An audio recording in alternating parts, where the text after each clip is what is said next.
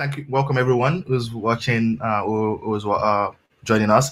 You can put in the chat where you like watching this from, so we can see where you are. I'm currently in Dublin. I know Abdul is in Oxford, and Lewam is in the Bay Area. So we're currently in 3 different places, and so I suppose we can start by saying one truth about this world, or the world we're in right now, is like people are going to be remote, like working distributed and just working from different locations. And also great to have folks here. So just looking at the chat and see where people are, where folks are tuning in from. I can't see anything in yet, but yeah, I know we've got like 47 people currently on. So well, thanks for joining us, and yeah, we'll kick things off. So I'm Nubi. I currently work as a sales account associate at Stripe, and that's my day job. And also, due to my pure or my interest in startups, I kind of like also manage a community of operators and creators to invest and support early stage startups. We do that through HoaQ, HoaQ. And so we're going to be looking at myths and truths when it comes to actually just participating in the African ecosystem.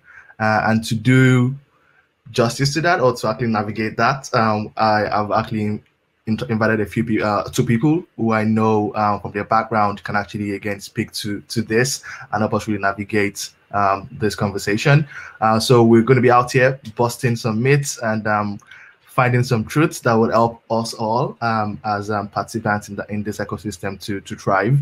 And so we have Abdul Rahim from Stears Business, and we've got Lewam Kefela from the Playbook Africa. So let's, you want to introduce yourself. So let's talk about what you do, and just your perhaps first 2 thoughts on the topic of this session.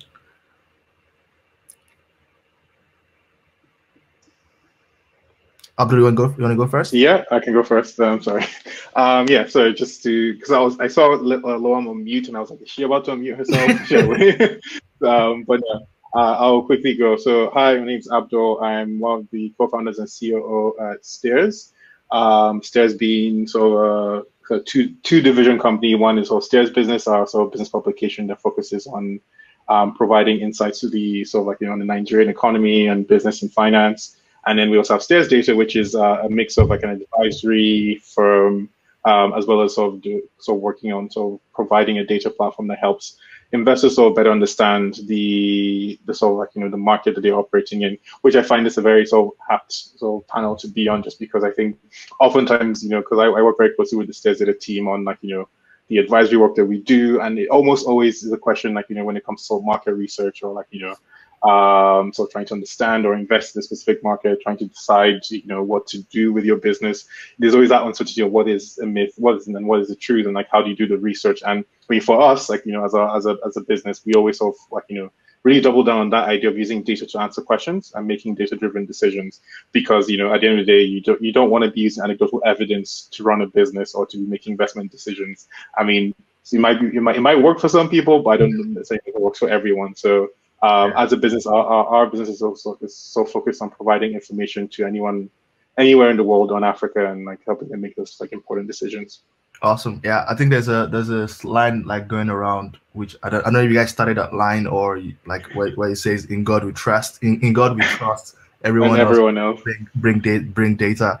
Yeah. So I think it's very it's a very, very important thing, because that's one thing that we see over and over again when we see, oh, how big is the market. And I know that's one thing the African Playbook has actually try to help people really understand. So yeah, Lewam, would you want to introduce yourself as well and just speak to what you do and how that pertains or aligns to the topic of this conversation? Absolutely. And Abdul, if that's not your official motto, it absolutely should be. It's actually in the Stears wall in the Lagos office. It's posted in in God we trust, everyone else will bring data. But we cannot take credit for it. Actually, it was a quote by Edward Deming, but it is okay. basically what's the Stears team, like, the Stears motto essentially. Yeah, wow, that's beautiful. That's actually very beautiful. Hi, everyone. Yeah. Nice to meet you. My name is Lewam. I am an investment director at VillageCapital. So I invest in early stage businesses in emerging markets and in the US. Um, I'm African, I'm Eritrean, but I was born and raised in Kenya, and really wanted to be a part of this panel and talk about this topic because one of my passion projects, so when I'm not at work, is writing and trying to build this thing Nubi was referring to called the Africa Playbook. And the thought process around that was really in this day and age, as more and more attention is going to Africa and just, my personal association with like the passion for the future and the growth of Africa, what will these success stories look like? And what are the constraints of the ecosystem that exist that we need to be able to overcome to get to that level of success? And so, yeah, right now we have a newsletter and we're launching a podcast relatively soon, and we host a bunch of events as well to support entrepreneurs and attract additional capital to the continent. Awesome. Okay, let's take it down a notch a little bit. Let's perhaps start off on a very lighter note.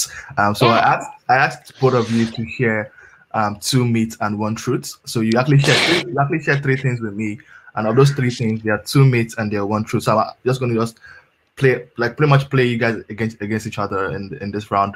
So the first, we'll start with Abdul. So Abdul, you said 3 things. So Lewam, you'd have to guess which of this is the truth. The myth, because actually 2 truths and 1 myth. Or is it 2 myths and 1 truth? Those 2 truths and 1 myth. Yeah, I love that Nubi already forgot. Like one of them is a lie. All right. So okay. So Abdul said the first, you can't build without the existing infrastructure. So you need infrastructure to build anything. Second is you have to be. Wait, am I voting for each one? Oh, okay. I'll just tell you which one. Yeah, I'll tell you which one is the lie. Okay. Yeah. So the second one is you have to be on the ground to run a company in Africa, and the third one is there is a lot of talent in Africa. So which is the myth? Okay, I definitely think the first and last one are true. Like, they have to be true. If Abdul is about to say there isn't a lot of talent in Africa, we might have to have a side discussion. So I'm going to go with the middle one is a myth. And I know there's like very different opinions on this. I would love to hear why Abdul thinks that's a myth. Okay, so Abdul, is that correct? Is the myth you have to be on the ground to run a company in Africa? So just a caveat, I think I actually put things there that I felt like could be myths and generally are true, but that could be myths in some circumstances. Yeah. I think particularly with the one with, I guess, there is a lot of talent in Africa, but I think actually what was very interesting about that one is I think as an operator, what we often find is that finding trained talent is more difficult than you'd actually think it is. Yeah. And when you do, we end up having to compete with competitors in the US and Canada who seem to always, have a space for another, African engineer in one of their teams. But yes, Lewam is correct that I'm taking the laugh to mean that this is something that everyone else has also experienced or seen. But no, I think, yeah, the myth was like, I guess the myth is that you have to be on ground to run.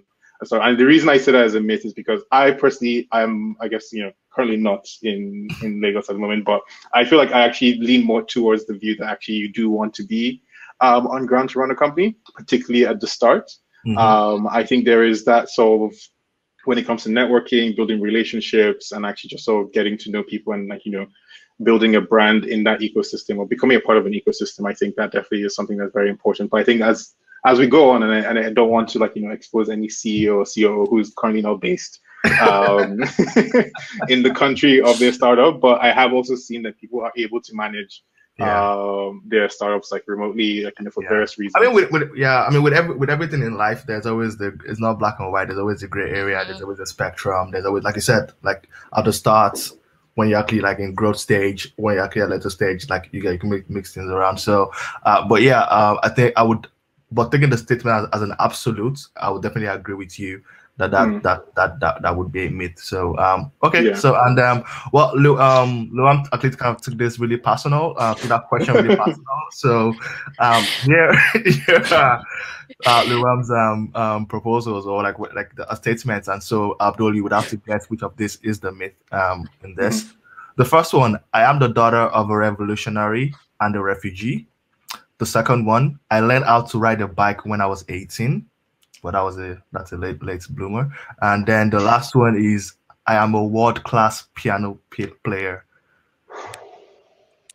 I think this is like a get to know you section. I think the world class gave that away though. Yeah. So I think. So I mean, this is the first time meeting Lewam, so I don't want to assume that she doesn't know how to play the piano. But she can definitely. But if she was a world-class piano player, I wonder whether she will be with us right now. Exactly. So I'm gonna go. I feel like you might have better places to be right now. Damn it, you're right. Yeah, I went too far with that one. I got it. Yeah. So I'm gonna say the third one's the myth. But the other two myths are pretty cool. Yeah, they're pretty cool as well. Yeah, like a revolutionary and a refugee. Yeah, like that. I mean, I can see a movie like in that. Yeah. Yeah. Coming soon. Yeah, and I can see like a YouTube skit for the second one. Like, yeah. At 18. Right back at 18. All right. Well, I guess now we know a little bit more about Lewam for sure, and at least we know how Abdul is actually thinking about starting a company and about talents as well. So let's dive into this then. Lewam, you again, like I said, on the side, you write the African Playbook, which is mostly about busting myths and telling truths. I'm just curious as to like, why did you see the need for this? Like, again, like what sport that definitely there's an issue, but how did you actually come to say, okay, let me write this book, let me start writing about this, and actually again exposing some truths and busting some myths to help people better navigate the participating in the African ecosystem? Yeah, sure. Yeah, so our ecosystem is growing, and there's been quite a few, I think, proof points over the last year that has attracted global attention. And that's actually one of the reasons that I started to write this, because I realized that there was a lot of tension starting to move towards Africa and the potential for Africa, that it was important to communicate what the opportunity actually was. And I think that I thought about it in two ways. One, in terms of like the additional capital that's coming into the continent, understanding kind of the hurdles and the opportunities that really exist, rather than just sort of the broad, bigger picture story that I think is told and retold. And then two, even for entrepreneurs that want to start businesses in the market, like actually understanding that things like market fragmentation and expansion are super difficult and expensive, and not something you could just, sort of pay your way out of, or have the same sort of expectations around where things will move as we have in developed markets. So that was one of the things that I really wanted to communicate, that like our infrastructure can and probably will look different. So maybe not everything is digitized on day one. And those kinds of models are still as promising and as potentially lucrative, but that's something we have to understand and acknowledge. Very true. Very true. Yeah. I think I like that. I think I like what for me is like even the choice of words in what you're doing, like playbook. Like, I mean, it's not just saying, oh, we're writing a book or we're writing an article. Like, there's something that we want to say, okay, if you want to play in this space, you just need to actually like have this information, you have to have this insights, because there's one, I mean, it's okay to make assumptions and all, but again, if you can have a guide that will actually tell you the pitfalls and what to avoid and how to actually set yourself up for success as you navigate an ecosystem, I think it's actually that just improves the chances of you actually succeeding. I think you're doing like when we talked about this on different forums, and I'm like, yeah, this is really critical and essential. And I think we need to have more startups, more founders playbooking and contributing to a playbook that would help other people coming along, and even like operators, investors to actually again have this insight, so everybody's actually on the same page. You're Absolutely. You're not saying my market is 50 million. They're like, huh? how and so at least everybody's like, okay, yeah, this is how you actually size the market, this is how you actually think about expansion, and everybody's actually thinking about that. And I mean it's not fixed. I mean it's definitely like, again, iterate and we evolve with more information and as the ecosystem matures. But I think having a starting off point definitely is very critical. So yeah, thank you for all that you do, and looking forward to seeing the African playbook go to greater heights. Switching gears to Abdul, before Stears, like we would like look at sources like Bloomberg or Quartz, Africa, for information. Of course, we look at that with, I mean, there's always like, oh, take this with a pinch of salt as well, because like, again, this is someone not here talking about here, and so did they really know the intricacies and the nuances of actually like, again, what's going on the ground. And so I'm just curious as to like, again, like what gap, how did you, what value did you see for Stears to actually step back, like do what you're doing, where we can now say, okay, now like, I mean, I've heard people in clubhouse rooms saying Stears make them sound way smarter in the boardroom now, that because they know what's going on. Table conversation. So yeah, so what was that value that you saw? What was that gap that you saw that needed to be filled, that made you step up to start Stears? Yeah, no, I mean, I guess when we think of Stears, like, I guess the really driving force behind anything we do, whether it's like data related or publication, is just that information gap.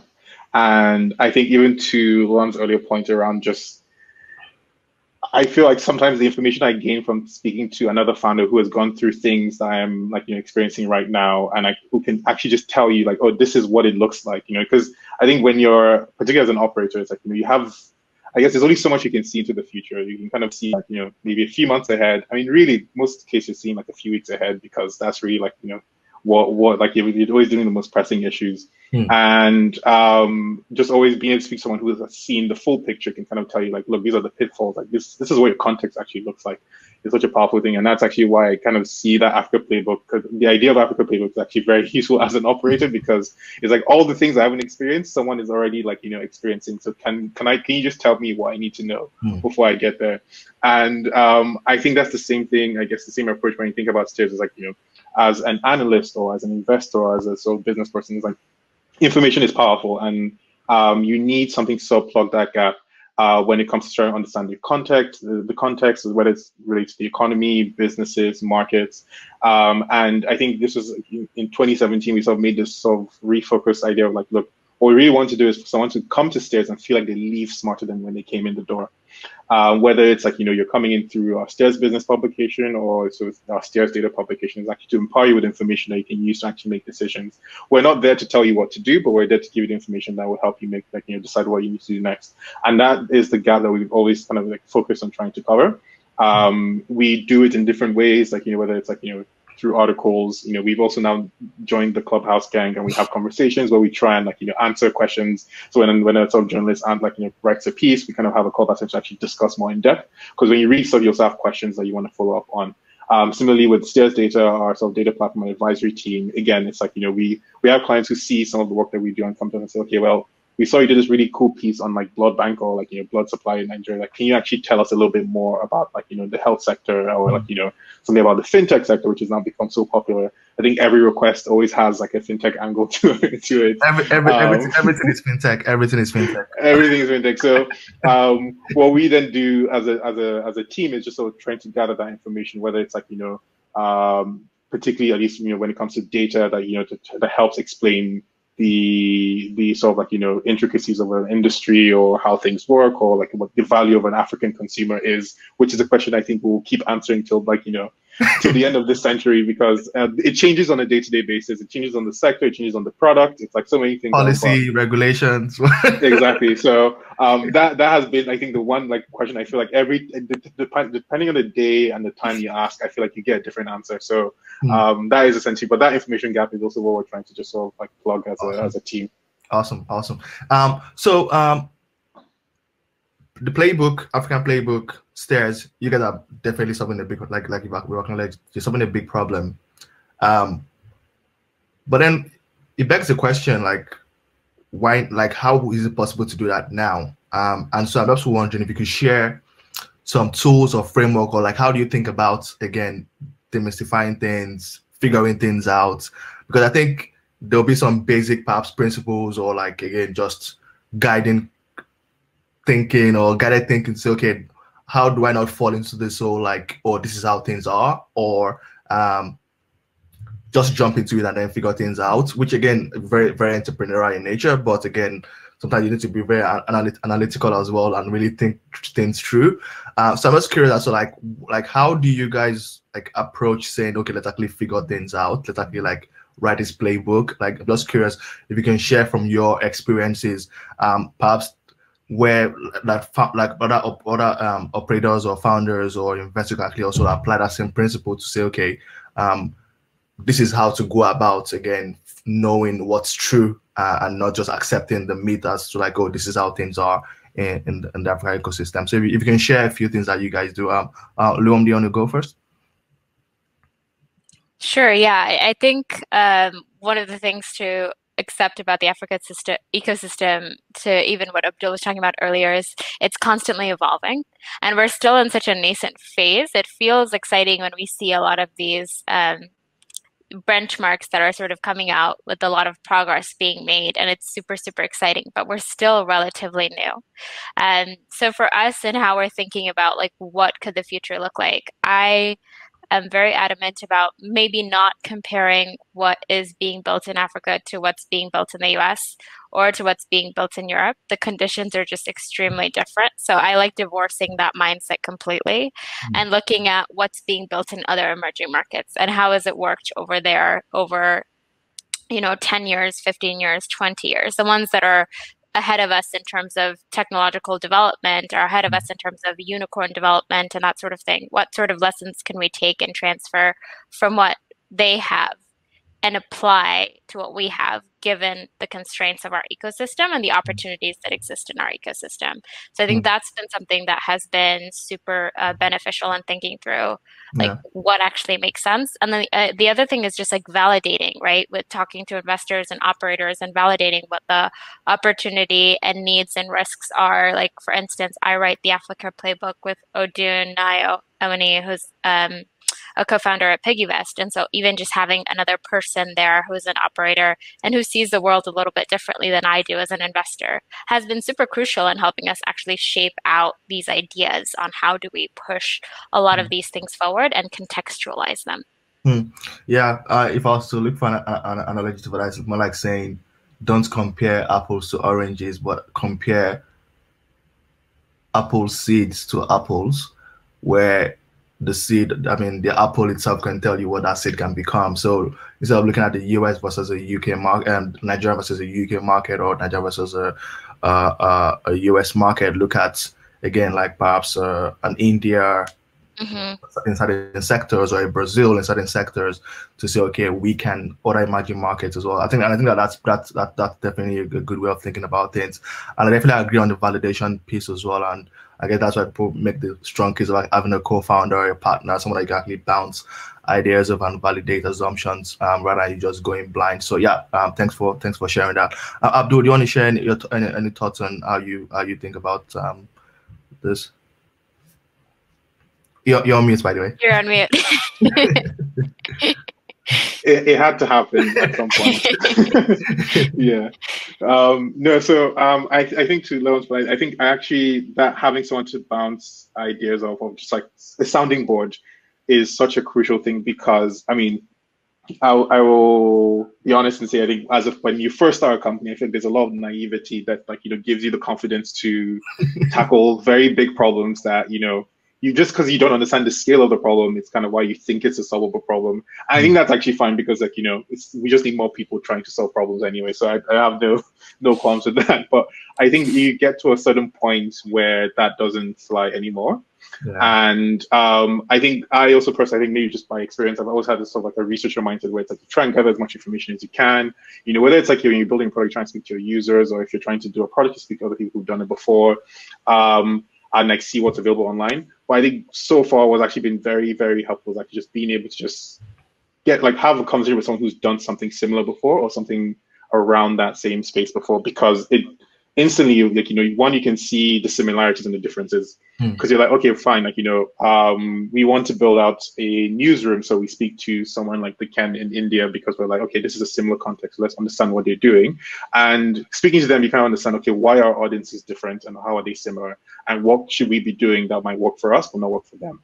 And I think that's been, I guess, whenever we think about, implementing new features, having new ideas, or like, even just like thinking about like, some of the projects that we do for our clients as well, a very big element of it is like just trying to have the network of people that you can actually speak to get advice from.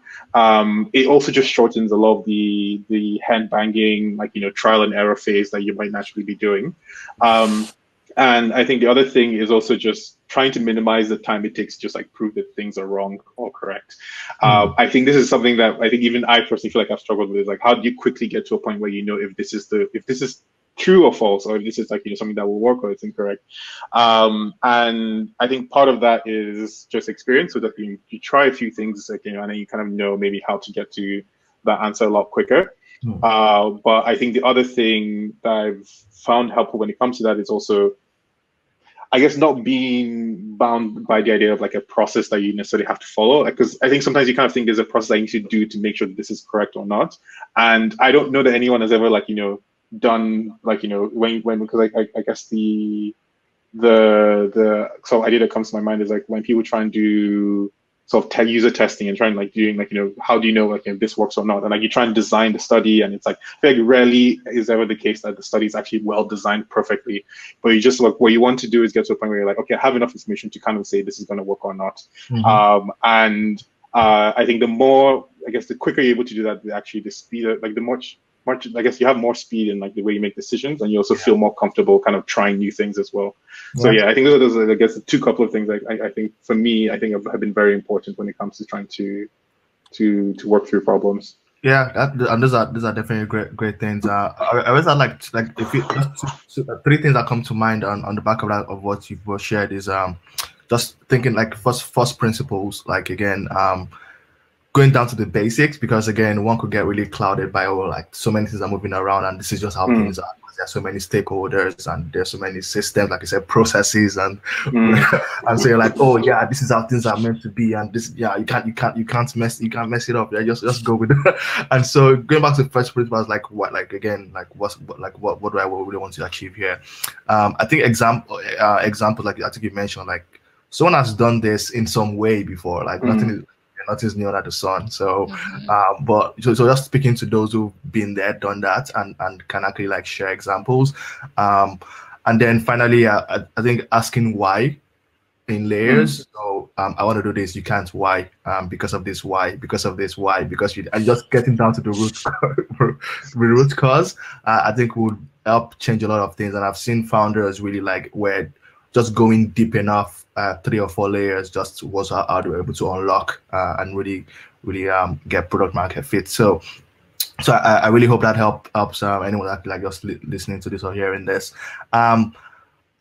Myths and truths. Should you go looking for myths to bust, or should you go looking for truths? And in doing one, are you actually, is it, I mean, are these more like two sides of the same coin? So like if you're looking for, because again, I think for me it's more like a mindset thing, because if you're looking for myths, is like you are somewhat pessimistic in a way. So it's like this, it comes from me like, again, nothing wrong with that, but it's like you're trying to like seems offensive. Yeah. Like, okay, you're gonna be offensive. Like okay, yeah, like I'm going to have to actually like prove this, like make this like invalid. While if you're looking for truth, there's a positive spin to it. It's like, okay, like let me just go look for what's happening here. So is it one of the is it one and the same thing? Like is it like does it matter? I'm just open philosophical question here. I mean, I think maybe I'm an optimist, but I think looking for truth is great. I think you will automatically be disproving a ton of things on your journey to find what the truth actually is. So I do think that they're interconnected, right? But I would rather go for like, okay, let's think about what would work. What is a truth in this ecosystem? And then on the journey to get there, we can shut down all the myths that exist around it. And is there no risk of then just like, if that's the frame of mind, to then stumble into a myth, perhaps dispel it, stumble into another myth, and then try to make that new myth a truth? I guess I love how philosophical this is. I guess there is, but I think over time anything gets proved out, right? Like if you are, for instance, one thing that I'm super adamant about is the role that offline distribution will continue to play in our ecosystem, that we're not going to be digital overnight. So everyone needs to have some sort of accountability for what offline distribution can look like.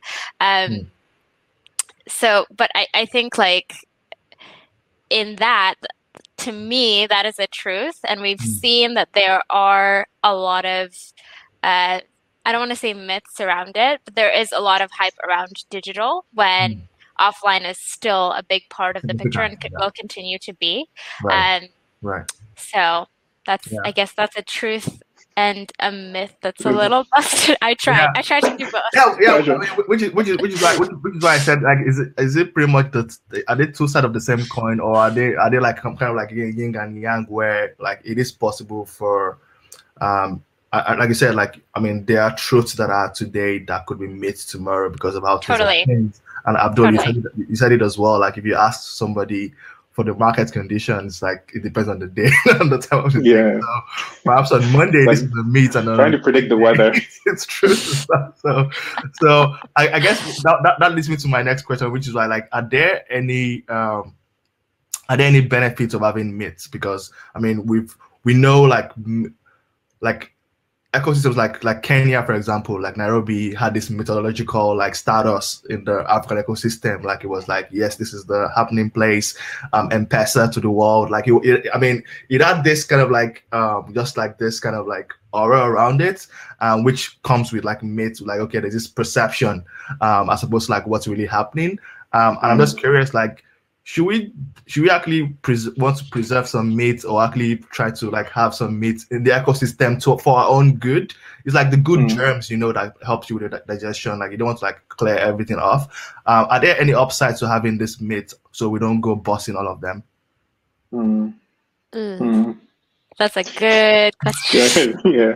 I mean, so I actually kind of embarrassed because I feel like, my philosophy degree is not helping in any way right now. Like, I feel like it's like, because I feel like because I dislike it so much, I have moved away from that mindset of thinking. And I mean, well, good myths. I actually like to think, I feel like I like to live in a world where there aren't that many myths. Basically, I feel like they're unproven truths. So I feel like whenever something's taught, like whenever someone tells me, like, okay, well, this is like, a truth that hasn't been proven yet. And it's up to me to decide if I can prove it correct or not. So, and it's also that thing about, when people say, take my advice with a pinch of salt, because I'm like, it could very well be that what they've said to you is like concrete and 100% true, but at the same time, it could be very useless for you because, like, you're operating in a different context. So, yeah, I don't know that they are good myths per se, but I think they're just like, but they're sort of unproven truths that are helpful because, like, someone gives you advice like, okay, look, if you're going to this market, you have to be aware that the consumers are like, have very low willingness to pay. And like, it's not proven yet, but it's like a helpful thing to know when you're going to the market because they didn't have an actual fact to try and disprove. Because you're like, when someone tells you that as a way to discourage you from maybe launching a feature or building a product or a service, it then has to, I guess the onus is now on you to kind of say, like, I'm going to take this and basically test that theory. And then kind of like use that to then like, and again, you test the theory and it might be like, true for a period of time. And then in like, in a couple of years, like, it might become false again.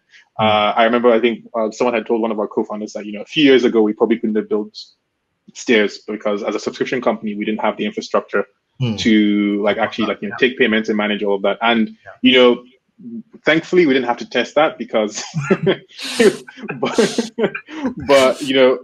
the same time, like, now we can kind of say, okay, well, in the world that we live in right now, that is not correct because we do now have things that actually can help us support our business. So I know that's like my, I guess, half take on. That's spot on. Lewam, any thoughts on that?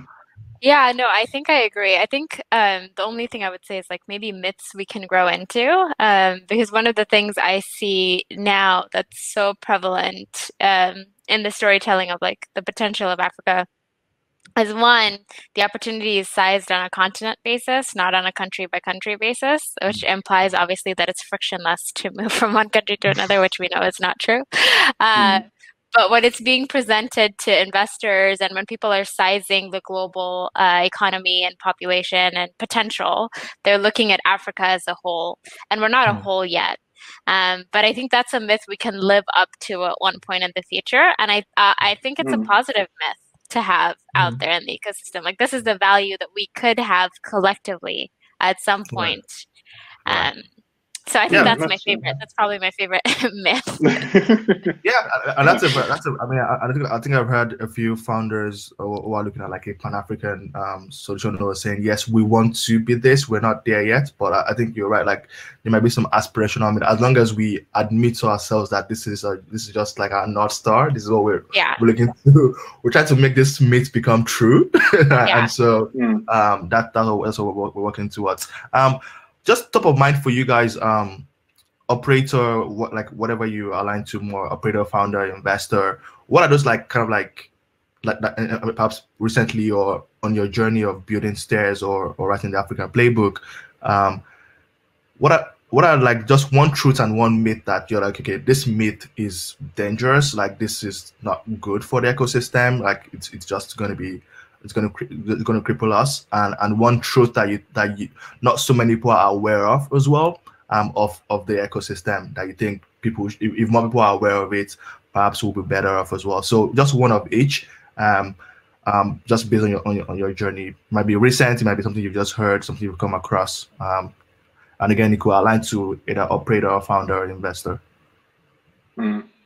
Actually, one that just popped into my head because it makes me think about our team is that sense that you can't attract like high value talent with problems in Africa, because there's obviously been the brain drain and like you're trying to bring people back, and I think oftentimes also when you see people returning back is because they have like a startup or a company they want to go back to the continent to found or run. And I mean, I feel like I've also fallen into that category, so it's like no judgment there. But I think there's also, I guess, a team of people who actually like have had experiences abroad and actually just want to come back and actually do good work.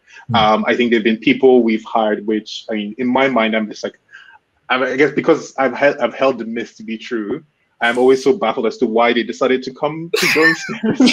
And it's a very weird thing to say because I guess in my mind, you think, okay, well, you have these skills and talent that you can obviously apply to so many other places, but you decide to bring it here, and I'm very happy about that. But I think what that was coming from was also maybe a little bit of sort of insecurity of the problem that you're trying to solve isn't big enough to attract the right talent. And I think I have also just like mentally decided to sort of appreciate the fact that actually like, look, I guess I'm not in a position to sort of tell people what the best use of their skills is, but the problem I am trying to solve is also valuable enough to actually attract someone else to solve it. And actually, I would also just at least encourage other operators to also not feel too uncomfortable trying to like I guess reach for like talent, because sometimes you see someone like, okay, this person can really add value to our team, but then you think, oh well, but we don't have the budget, like they like they've worked in this company and done this and done that, so it doesn't like quite fit. And I think I've definitely had that like myth busted a lot of times, and I think it's actually more harmful than helpful. Yeah, that's a very good one. That's a very good one. And that's one thing like HoaQ members or HoaQ LPs, we hope to offer them as value, because they're mostly in the diaspora. And when we look at startups, we're like hopefully like these investors could become future employees if they decide to go back to the continent. And so like after actually invested in this startup, why not just go work for them as an operator as well. So that's a very spot on. So don't limit or don't downplay your problem you're solving. Like really go attract global talent. I mean, people have different motivations as well. It's not really about the check, the size of the check. Perhaps these guys they've stocked up like stock options in 3 or 4 big companies in the Bay Area. So it's like for them, it's like they're looking for that next impact related work for the moment. Our mission is bigger than money. Yeah, companies bigger than money. Yeah, true. Yeah, Lewam, anything come to mind for you? Like one of the truths or myth that could be crippling or could be an enabler for yeah, definitely a myth. I think now that we're seeing a bunch of different business models start to evolve on the founder side, right? We're seeing a lot of B2C, we're seeing a lot of enterprise models. There's this tendency for founders to compare their progress to other founders that have completely different business models. And I think that can be crippling, right? If you are a B2C company and you're comparing your revenues to a B2B company, when we know that like B2B, they're selling much larger contracts, you have to sell to the individual consumer. So their revenues are likely going to be bigger than yours on day one if you guys are moving at the same growth pace, right?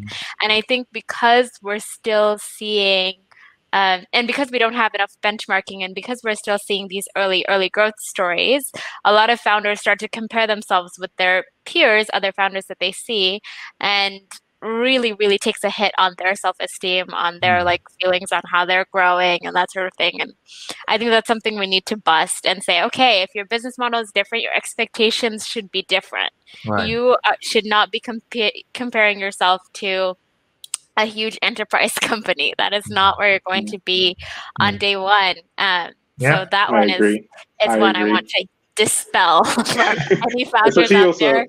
Stop. If they're in different industries as well. Yeah, you're selling different industries have different industries. You can't just compare yourself across the board and be like, why is that guy doing this and I'm not doing this, or why is that woman doing this, I'm not doing this. Also, I mean, I think it's back again to the old apples to oranges and stuff. So just again, stay in your lane and just look for similar companies at your level or that in your same industry and all, and benchmark to that. But yeah, hopefully again things like the playbook and the work you're doing at Stears as well could help with those data points for benchmarking as well. That will help people make better informed decision and just better for the mental health as well. So for rather stressed. Okay, we're gonna just like round this off with a fireside. Rapid fire. Rapid fire. Rapid fire. So we're gonna just run through 10 questions where I'll just ask a question and then Abdul and Lewam would put up their paper whether it's myth or truth. And so we might just like stay on where there's some disagreement just to get some narrative to that. But yeah, are you guys ready? Yeah. Yes. Are you guys ready? Okay. So the first one, local investors is a must for the African ecosystem to be successful. Local investors is a must. Truth. Oh. Okay. So I guess. Here's why. Can I defend? I'm an investor, so can I defend? Okay, I'll do a 30-second defense of why that needs to happen. Here's what I think. I think the risk of just having global investors be the investors that grow the ecosystem, one, they'll invest in business model that they've seen in other markets that might not necessarily work in this market. And I think local investors that are in Africa are more likely to understand different business models that defy the norms of what is in the developed markets. So that is my defense. I want to keep it short, so I'm going to stop. Yeah, that's fine. That's fine. I guess Abdul is the founder, so you just take money from whoever gives him money. So that's all right. Second one. Solo founders, risky business. 1, 2, go. Yeah, I think. Okay. Yeah. All right. I mean, I have 3 co-founders, and I feel like for your mental health, for your physical health, it's just Okay. Second one. You need a white co-founder to attract funding. Offended. No white people on this call. Very offended. Okay. Every startup is fundamentally a fintech startup.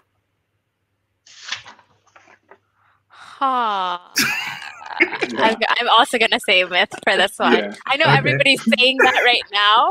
Yeah. And I think it's just because there's a lot of attention on the space, but I think we should have a differentiator of business models. Okay. And I think we should be building on top of each other. Sorry, Abdul wants to say something. No. Yeah, I think there is a fintech element to obviously businesses, which is just, payments and all that. But I think that fundamentally does not mean that the startup is a fintech startup because Okay, exactly. I think we're already covered it, but we'll ask again. You have to have boots on the ground to succeed in Africa.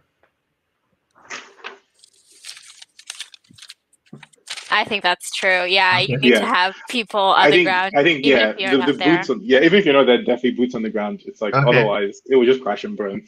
Yeah. Okay. If you're bidding for mobile in Africa, you can do Android exclusively. Huh. I don't know. That one I'm debating. So I say myth because it depends on the product, I think. Okay. Yeah. Wait, but okay, not to put Abdul on the spot, but I feel like does Stears have stats on how many Android users there are in Africa? Yeah. Well, no. I mean, I guess there is a spread of use. Like you have a spread of users across the different sort of operating systems. I think Android is very popular, but I think it depends on the type of product. So I think with mass appeal products, Android is definitely like a very important. I think it's like most phones in Africa actually tend to be Android. But I think depending on the type of product you're selling, you definitely want to have accessibility to other things like iOS. So mass market Android. I think more niches. I think when you have niche products, I think sometimes it's very risky to just target Android. Okay. Yeah, I feel like you should have asked the internet versus non-internet question for mobile phones. That one is a little heated. Okay. Build it, they will come. If you build it, they will come. Find them before you build it. Yeah, exactly. You might be waiting a while. All right. YC is bad for the ecosystem. Oh, I think we're gonna get slaughtered for this one. I don't know. Can I just give? I don't know if I necessarily need to say a truth. Let's give my view. I think both, but let Abdul give his view. I think YC is definitely a very important sort of like I guess like that whole adding rocket fuel to like a company, and it also gives like a structure to how startups can be built. But I think it's like a structure. I just think like YC is just one structure. I think that's like my only view is that I think it's good to the extent that we can recognize that it's only one way of building a company. Okay. Agree. And the only thing I would add there is like my fear with that as it continues to get validity over time and stuff is that, again, the same thing will happen. They'll look only at business models that fit narratives that they've seen before and not are a little bit more innovative and built for our local infrastructure. Yeah. Okay. Africa is not a subscription economy, so people just buy one stuff as opposed to actually. So I'm a premium subscriber for Stears, so I'm curious to hear what Abdul has to say. This is a very triggering question. This is a very triggering question, but I'm going to have to just say it's a myth. I think this is something that we've actually discussed extensively, and I think one thing, I mean, there is a cultural habit to having one-time subscription or one-time payments. Like if you think about your DSTV, everything, you just pay once, your phone, top up, everything. But I think it doesn't mean that people like subscriptions can't work. I just think you have to think about it in a different way. I think it's one of the conversations we've been having a lot is actually like having this whole standard, like, once a month subscription doesn't necessarily always work. And I think you have to think about it differently, whether it's like, when people get paid is how you time the subscription, or like, you have to also consider like other things like contributions. I think that I'll go with that's a myth, but we need to power through this with just the myths. Okay. Because I see we're at time already, so we'll just power through the last 5.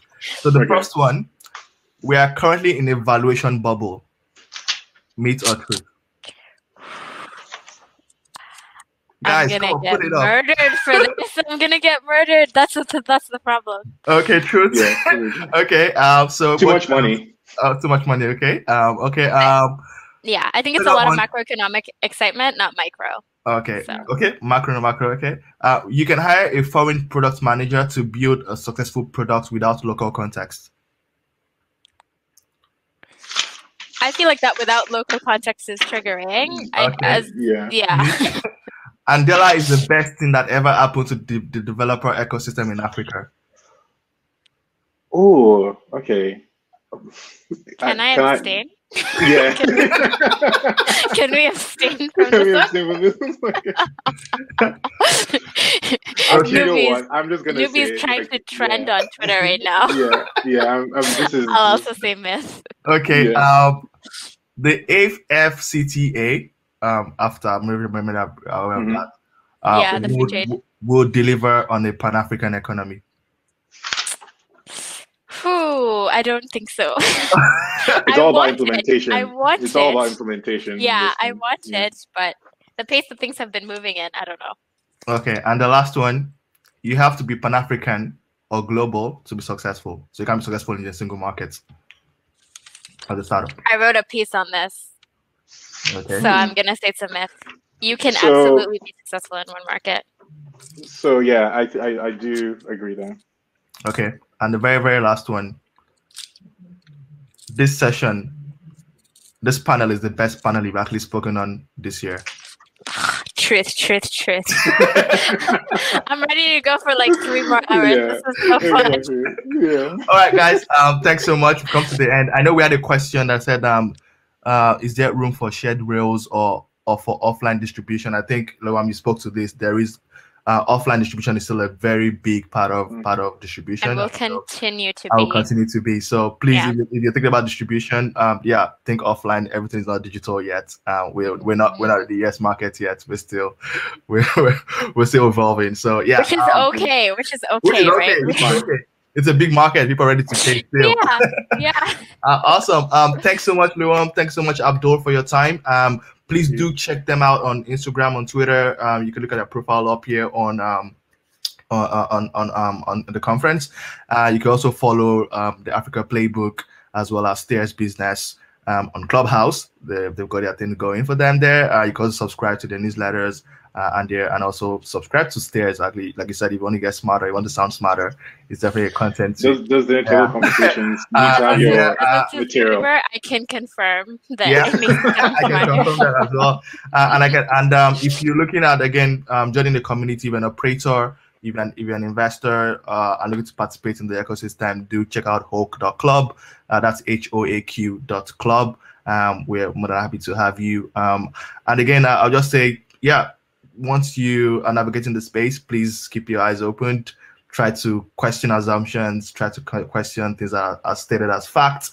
And I hope in your journey you get busting those myths and finding those truths that will lead you to success. Thanks again, Lewam. Thanks again, Abdul. And thank you, Nubi. Enjoy the conference. Cheers. Thanks. Bye everyone.